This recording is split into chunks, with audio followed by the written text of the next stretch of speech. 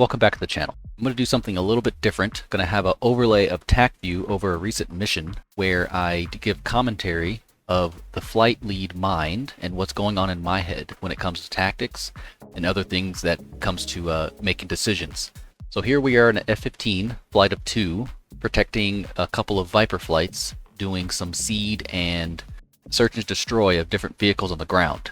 We have a SA-11 and a SA-6 in the area, along with enemy aircraft coming from the north, and we have a couple of waves of aircraft, and our job is to keep the Vipers safe. And in this video I have commentary of my thought process during the flight with tacview by its side. Hopefully you like this type of video. If you do, let me know in the comments. And with that being said, let's go ahead and get started with the video. Right now the tactic is to have a line abreast to get ready to do an eagle wall when we get up there. So we're about a mile or so in line abreast here. Our area of responsibility is over here. We have a SA-6 in the left west box, and then in the right box, the east box, there's a SA-11, and then the enemies will start coming from the north, and that is our situation for today. So if you are looking here, you can see that this line here is who is locked on to what. So right now I am at least Twiz in this case. So you can see I'm in the little arrow here on the target or on the contact. I am locked on to the Magic 7-1. So if you see this dotted line, that means I'm locked onto it. On the other side of that, you'll see a yellow line. That means that the yellow enemy is locked on to whoever they're locked on to. So that's how you can kind of tell who is locked on in tacview. Eagle 40, delay 45 left 240, go. So I delay our turn so we can get set up for a north-south orientation to get ready for our area of responsibility. We do a delay 45 left, gets us back into line abreast, and we're good to go on that. We'll continue here, do another 45 left, gets us back into this south, into this orientation here, and then I'm getting ready for a in-place 45. So my number 2 actually gets ahead for the geometry there. So if we do a delay or a in-place 45 north, there, and we'll be able to go north, and we'll both be in line abreast again. Over here I was saying that I'm getting hits in this area. In this case it's only link 16 hits, so you see this yellow dotted box here. That means there are some link 16 contacts there. I don't have anything on radar, but I do notice them on link 16, and right now I am getting ready to, one, find out what they are, how many there are, and what we need to do tactically to get rid of them or to take them out. I'm assuming we're gonna end. So there's an in place 45 left, or 45 right there, 33,000. I'm going to give as an Eagle, I sometimes like to give a picture call so the Vipers understand and my number 2 understands what the picture is and what I see. Two target leftmost, 2 contacts, 29,000. Campaign. Package a new picture, 3 group champagne. So there's a 3 group champagne. Sometimes I like to give the package and my number 2 a general understanding of what the picture looks like, or at least what I see. With link 16 it really helps since you could see exactly what the picture is. As you can see, it is a champagne, being that it's open in our direction. It's a C coming from our direction. If it was the opposite way, so the trailer there would be in front, that would be a Vic, being that it's pointing toward us. So I say it's a 3-ship champagne. Tell how wide and how deep it is and how many threats are in that area. 20 wide, 10 deep.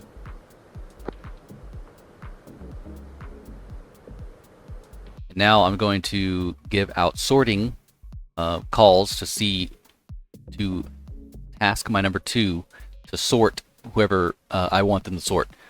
Alright, 2, we switch 2 target leftmost, 2 contacts, 29,000. 1, I'll get the 33,000 trailer and the leader skate. So there's our plan for our flight. So I gave my number 2 the western group, I get the eastern and trail group.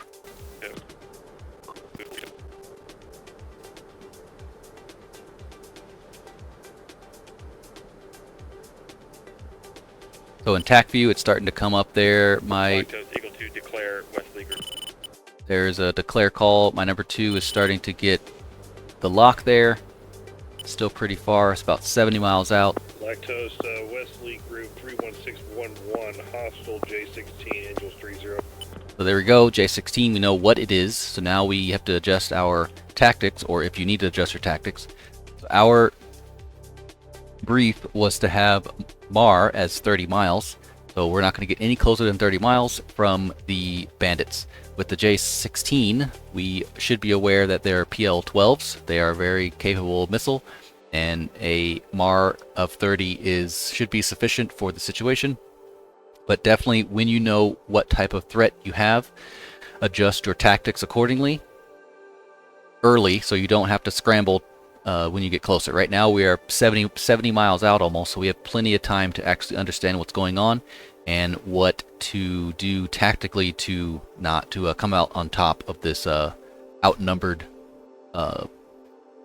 threats in front of us with this about four targets in front of us now, right, for spacing. Follow targets, azimuth 8 miles, also J16, Angels 33, Western 33618, Eastern 0067.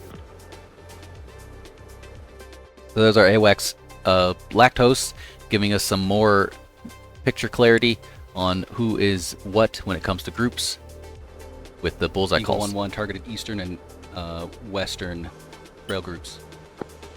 So there is my call to tell everyone, but mostly AWACS and my number 2, that I am targeted on the Eastern and the Western trail group. So I got those two, and my number 2 has these two in that single group there. Right now I'm going fast, 1.12 Mach at 40,000 feet, so plenty of energy for our missiles to get there. In the F-15 Eagle, you have to take advantage of the speed and the engines that the Eagle has. And then once you get ready to Fox, make sure you loft it a little bit to get a little bit of extra oomph on the missiles. If you can get a 50-mile shot out of this. So seeing if we can shoot at 50 miles to make sure that we get them and get out in time. So right now I'm 61 miles, so gonna move it up a little bit. Two-ship Wesley Group. So there's a Fox 3 on my from my number 2. He lofts it there. See, they're going up. So there's a Fox 3 on the Western group, the lead group, Western lead group. And there's my loft. And there's my ×2 on both of these. So I did the first one, TWS, and then I stepped to the next one, and I foxed on both of them. They're only about, they're not too far, so about 10 miles in azimuth. But in depth, they're probably not that far when it comes to depth, but they are a little bit far in azimuth. But I was still able to get a shot on both of them without changing my parameters too much. 3 ×2 Western and Eastern trail, cranking right. So there's my crank right. I'm going to be Fox cranking 3. right. And I'm going to put them on my gimbal, the farthest one on the gimbal, because I can't put the closer one on the gimbal because it'll mask and remove the other one from my radar's scope. So right now I'm getting spiked by the J-10. I have to assume that I've been shot already, but I'm at 41 miles, so that's good enough for the distance because our MAR is 30. So I should be good when it comes to distances. But if you notice here, the lead group has beamed. So that means this distance here is kind of not accurate because he's beaming now, and we're not closing in as fast as we were if we were hot on one another. So this distance is not irrelevant, but it is less accurate to be able to use that to ensure your safety when it comes to MAR. So in this case, it's mostly just a timing thing. But I have to take consideration that the lead group has turned, which makes my missile less effective. And I do notice that the other group, the trail group, is still hot. So the missile onto that person is still effective because of the closure rate of the missile and the aircraft. So I'm basically just monitoring it. So one of them. 2 is Husky out left. So my number 2 is Husky, so the missile is active, and there are missiles coming after him, and he is out left, so he is good to go. I am continuing on my bandit. West group maneuver. So my west group has maneuvered. So that's still the lead group that maneuvered at 39 miles. I could have waited till 30 miles, which is our MAR, but again, the fact that the lead group turned gives my actual distances, it makes my actual distances less accurate. So I turned off a little bit early, knowing that we have very good control of the situation. So I turned back early to give some time for the missiles to get defeated if they shot a missile. If I look on here, it doesn't seem like there's been missiles shot quite yet. So now I'm out. No more guidance on the missiles. Seems like they are tracking. Oh, kind of went away there, but they will track. Flow 150. So they started tracking again. You see this green line here. I'm giving the flow call of my number 2 the direction to fly. So you need to, after you go cold, everyone in your flight needs a direction to fly towards, so you're not all flying in 2 or 4 different directions. So I give a flow call of my number 2, so we're all flowing in the general direction, and we can come back as needed and still be in somewhat of formation instead of flying in different directions. So my missiles are going after them. The lead group, the leader, turned back in hot, and let's see if it actually hits them. So it hits one of them. That guy gets hit. This other one does not seem to get hit. Seems like the missile timed out because the missile's still going 1.2. So it just seems like the timeout of the missile there allowed that aircraft to live. So these are actually J-16s. They're not J-6s. It's just that tacview doesn't model it correctly, but these are J-16s and they have PL-12s. So after that, there's only one left. We got 3 of the 4. I am back in hot and locking them up, seeing the situation, and gonna tell number 2 to target. 2 target skate. 2 spike, copy. So there we go. 2 targeted group bullseye 04215 26,000. I told my number 2 to target, and I am going to sanitize the area. So there I go, sanitize the area, seeing where that contact is, looking over here, looking over there, making sure there's nothing left, and then I go into TWS on the bandit there, so I could keep track of that bandit and also look around. Right now, I've just got spiked by the J-16. I have to assume that it's launching at me very, very soon. I take into consideration the speed of the contact and the altitude. So right now, right here it says 27,000 feet, and the closure rate of both of us is 1100, which is very, very fast. So my ground speed is 500, and that's 1100, so his ground speed is about the same, since we're a little bit more than 1100. So our speed is about the same when it comes to that sense. So I'm at Mach 9.8. He is at 27,000 feet. He's going pretty close to Mach. If you look on here, he is going Mach 0.97. So that's a good estimation of how fast he's going. If you look on here, you can actually see how fast the other aircraft is going. It's going 591. That's pretty fast for a aircraft, and you have to take those things into consideration when it comes to your MAR and how dangerous they are when it comes to them shooting off a missile at you. So in this case, it is very dangerous. He's going fast. He's pretty high, but I have a little bit of an advantage. And I'm going to make sure I keep that advantage by shooting early, or making sure I keep that advantage by turning and cranking in this direction. And being that he's locked on to me, that's a good indication. Cranking or flowing right. That's a kind of a good indication that he is not quite targeting my number 2 because he's spiked onto me. But you have to know that the aircraft can still shoot in TWS, not giving a spike warning, can still shoot 2 missiles. So you have to know that is also an option, and to always adhere to your MAR that you set. Right now I'm at 38 miles, so I turn off a little early.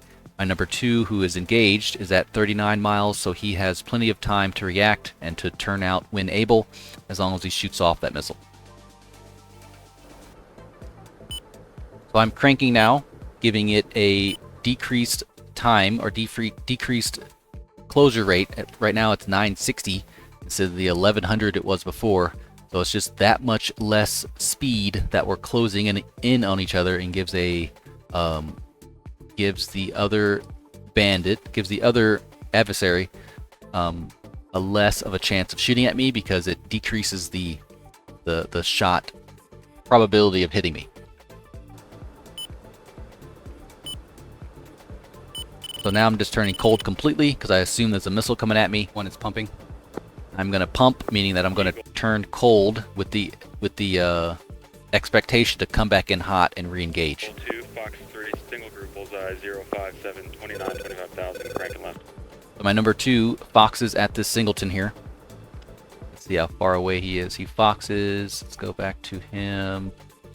Foxes at 35 miles, and then he's out pretty much at Mar. There we go. So there's a missile that goes out, but he defeats it due to him turning out early.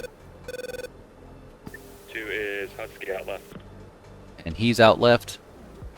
And I am ready to come back in. Clears, low down, SA6, 2637, active. SA11, 05821, active. There's the 2 SAM sites. So this is the SA6 on the west side and the SA11 on the east side. So they are now active, and our Viper flight is coming in to take them out. So my number 2 was able to get that singleton there, and I'm coming in. Picture Lactose. Requesting a picture from Lactose, Lactose, current picture clean. and hit picture clean. So that's always good. So now we get into our grinder. So we're in let's see, about a 20-mile grinder or so. And when I turn cold, I don't want to trespass the SAM sites, so I turn off early to allow for my number 2 to come back in and set up that grinder. Meanwhile, the Vipers are going in and trespassing the flight, or the SAMs, to take them out. My number 2 comes back in cold. I turn back in hot, and the Viper flight is doing their thing. While they're doing their thing, we see some hits on Link 16 over to the north. As you can see here, it's starting to populate them. 2's cold left. Still doing our grinder there.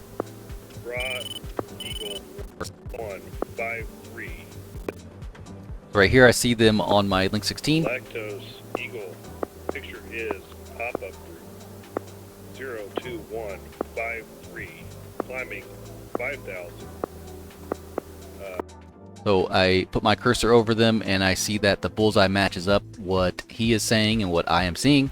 So 02153 is where we get those hits on Link 16. So I know that we're looking at the same thing. So now I'm getting ready to understand the situation tactically of what we need to do to take them out. Hostile. Eagle. So on here, I could see that the SA-11 is in between us and the contacts that are unknown at this point. But there's a SA-11 between us, so I don't want to go through the SA-11. So now I'm thinking that the Vipers might have to take care of their own, because they are between us and the targets that we're wanting to go after. Plus, we're kind of far. We are about 80 miles out, so we're not completely in a situation of being able to engage. But I am definitely going to set us up to be better in that position to be able to engage. 9,000, climbing. So they're still climbing there. Bogey. 2. Agent flight. Copy, Cajun. SA-11 is in between us and the bandits. So if you want to get out of there, that's fine. If you want to get us feel what you got to do, we're unable to shoot at that target at this very moment. I can shoot him now. that case committed. We can't get anything on the SA-11, so we're going to chance it. Affirm. So right there, I told Cajun that we're unable to shoot at them at this very moment. My number 2 says he could shoot at them, so he started turning hot to be able to get ready for it, but he's still 80 miles away, so technically we're still not able to shoot. Also, you don't want to really shoot over if you can help it. Don't want to shoot over your friendlies. Shoot an AIM 120 over your friendlies, so that's also not a good idea. But if it comes down to it, you always could. But if you're in a situation where it's not really necessary, you don't have to. So meanwhile, I am still trying to get us situated to be able to help if help is needed, for them to turn cold and for us to delouse and help them out if they're being chased by those F-16s. So these are F-16 aggressors. They're put in there, or we put them in there to simulate J-10s, since BMS does not quite have J-10s. So we just estimated and simulated them as F-16s. We are the F-15, so we could totally take them out. The F-16s have to take into consideration to be able to go after them and commit on them, because one, they weren't a cap flight, so they weren't equipped for completely air-to-air, so they had bombs or GBUs or whatever, so they have to know their own situation to be able to go after them and to understand what the threat is. Being that it's an F-16 or J-10 equivalent, they're able to handle it better than if it would be a J-16. That would be too much for a F-16, especially if they're not specifically for cap and combat air patrol and going for air-to-air. So they're able to commit on them based on the situation. Hot. One's turning hot as well. So we're both turning hot. 83 miles out. Both turning hot, and it seems like this flight here, the Viper flight, is going to take them out. So they're in their wall. There's a Fox. There's another Fox. SA-11 doesn't want to play nice. And I ask about the SA-11 because I know that we might have to trespass in there. And I was told that the SA-11 has not been awake for this minute of time. So we are under the impression that we will be able to trespass the SA-11 to help them out if needed. My number 2 also inquired about the SA-6 to see the process or the situation and status of the SA-6. It was said to be down, so my number 2 has the ability to trespass in the SA-6 ring, so we can help them out if this turns sideways. So we're actively seeing what the situation is, so us Eagles can help them out if needed. Hey, firm. So there's one more left. Seems like this That's targeted by one of ours. 9,000 descending. Yep, being targeted, so that's good to go. Fox is off a missile and doesn't quite hit it, but it seems like that bird is going away. Come back north And then we go back into our grinder here. toward the SA-6, going to check out the Fox bats. And then we got a call of the Fox bats saying that they're north, bullseye, whatever.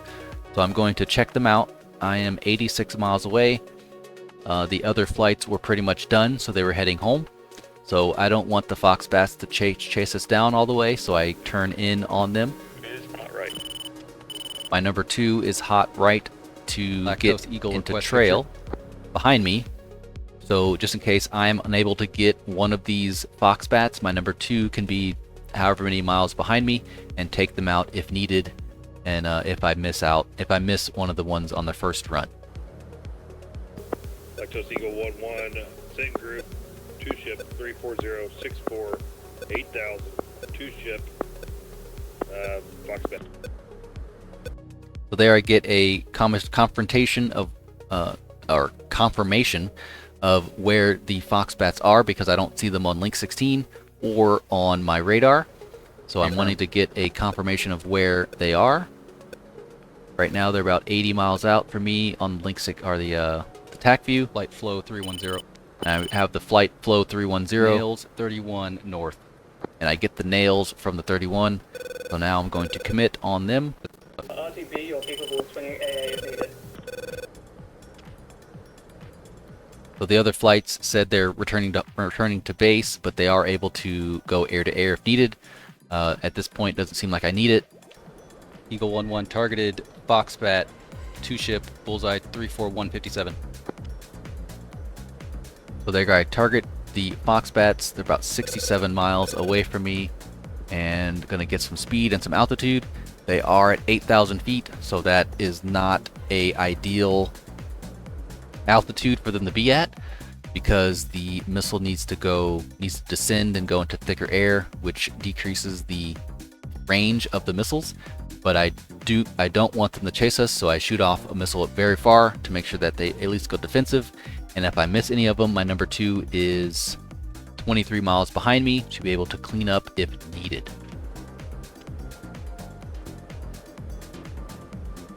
Eagle 1-1, Fox 3, very far. Fox bat 34259 times 2. As my fox call times 2. There's 2 out, And left. and I'm cranking left because still kind of unknown of the SA-11, so I just crank left here.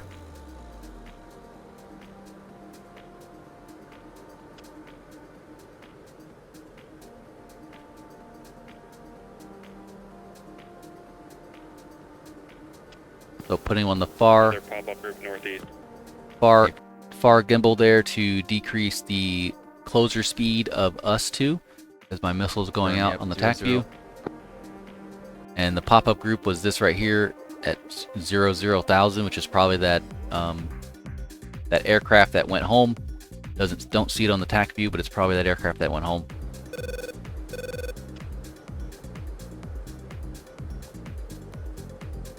So continuing to support the missiles, supporting the missiles, supporting the missiles.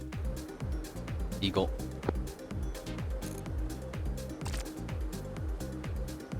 And there is a active. Eagle 1-1, Husky, out, left, Spike 31. So I'm out left due to the spike, because the Fox Bats, they have some pretty far-reaching missiles.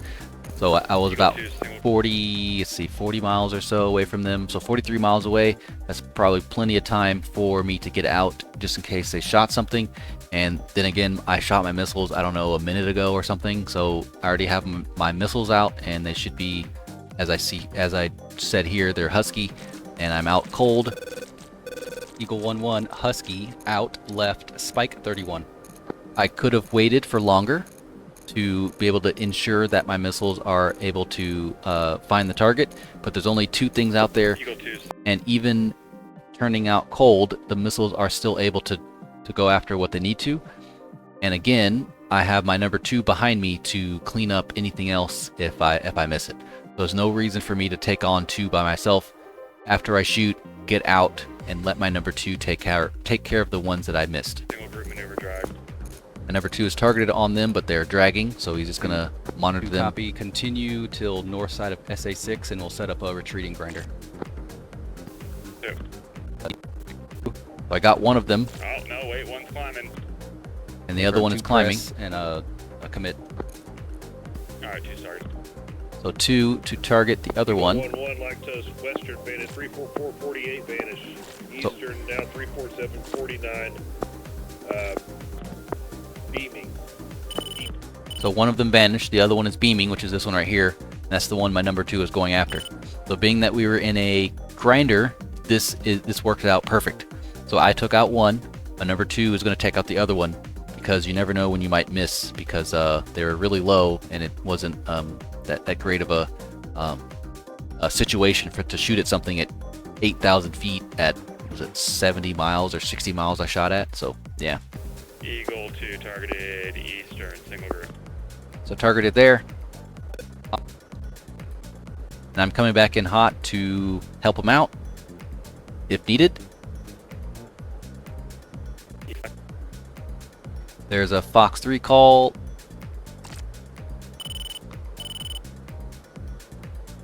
He gets a shot off, and the Fox bat starts cranking. My number 2 comes out because of the distance there, so it's 30 miles or so.